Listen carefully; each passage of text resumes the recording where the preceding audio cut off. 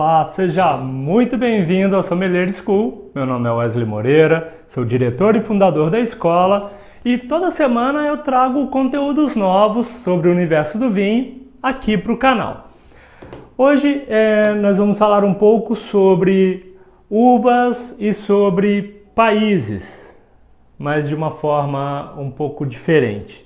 Você já deve ter notado, provavelmente sim, que algumas uvas elas acabam sendo muito citadas em alguns países, ou até mesmo alguns países acabam produzindo mais uma determinada uva. E por que isso acontece, né? Isso acontece porque nós temos alguns países que tiveram que algumas uvas se adaptaram muito bem em determinados países, se tornando aí uvas emblemáticas daquele país, né? Então aquele país conseguiu produzir aquela uva com um nível de qualidade tão alto que ela se tornou emblemática daquele país, ou seja, ela começou a representar aquele país.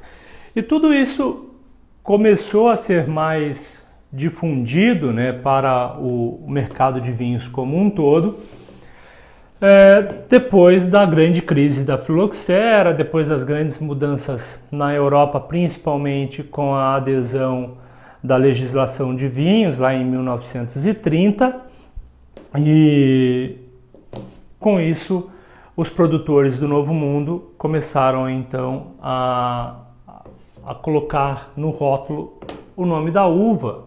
Inclusive aqui no canal eu tenho um vídeo falando sobre estilos de rotulagem, vale muito a pena assistir, viu?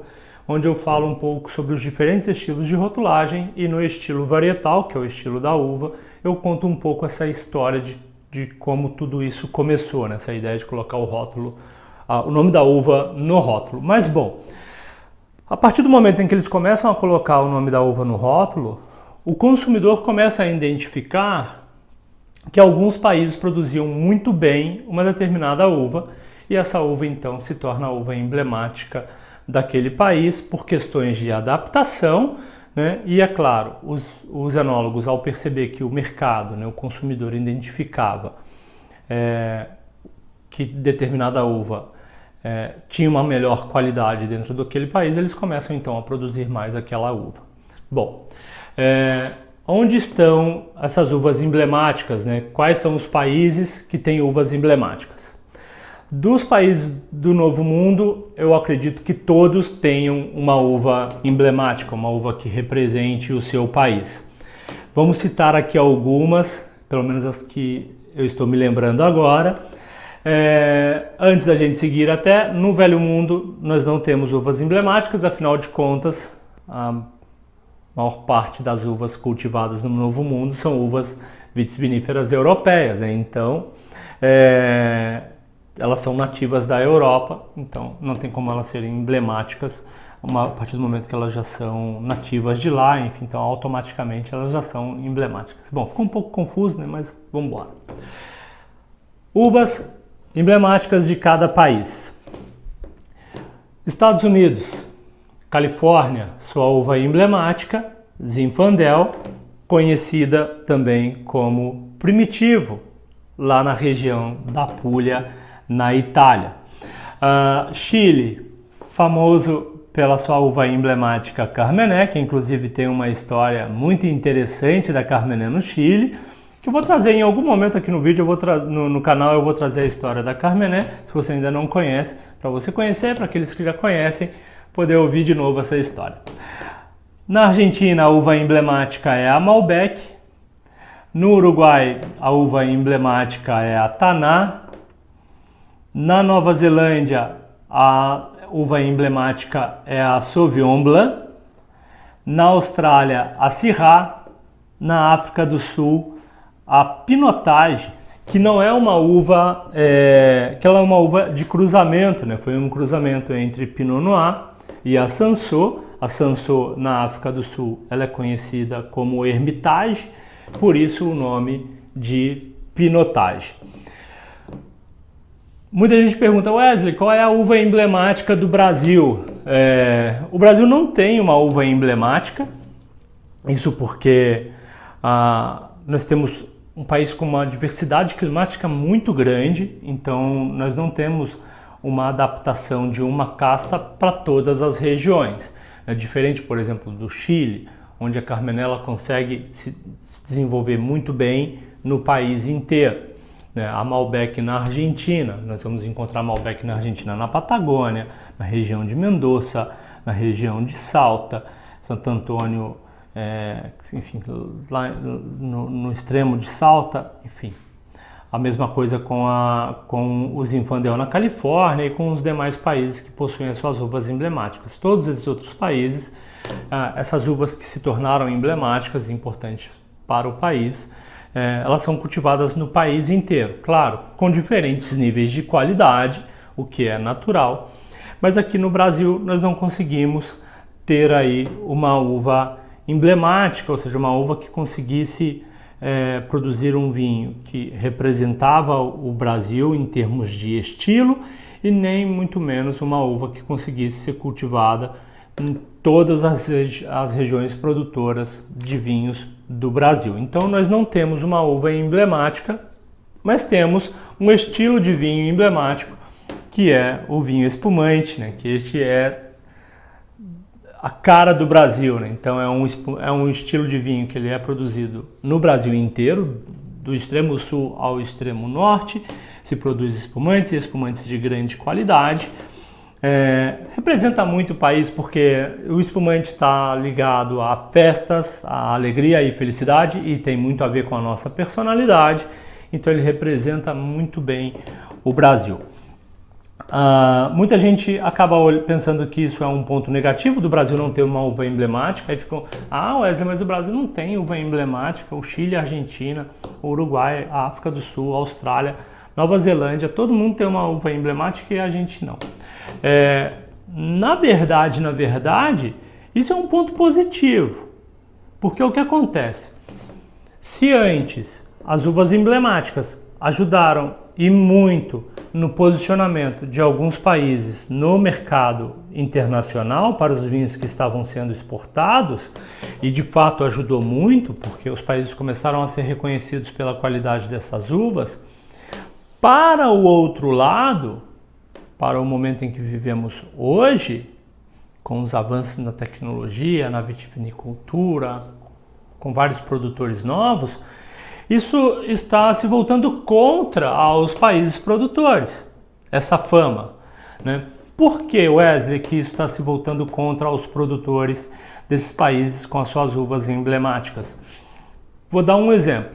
O próprio Chile, vamos pegar o Chile como exemplo. O Chile, a uva emblemática é a Carmené, mas a Carmené não é a principal uva do Chile, a que produz os melhores vinhos do Chile, né? Pelo contrário, quem produz os melhores vinhos do Chile, ou a base dos grandes vinhos do Chile, é o Cabernet Sauvignon.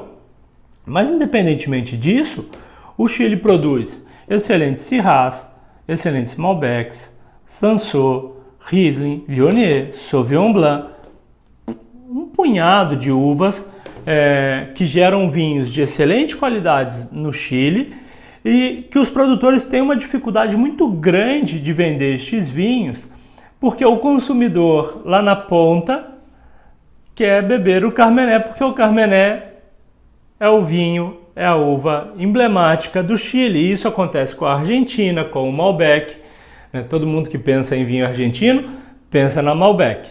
Aí você vai apresentar uma uva diferente, um Petit Verdot, um Tempranillo, um Bonarda, que são produzidos com um alto nível de qualidade na Argentina e alguns consumidores acabam ficando retraídos no momento da compra e isso faz com que esses vinhos acabem não tendo uma boa venda e os produtores que antes estavam surfando na onda da uva emblemática hoje estão sofrendo porque eles querem mostrar novos vinhos para os seus consumidores e o consumidor só quer a uva emblemática.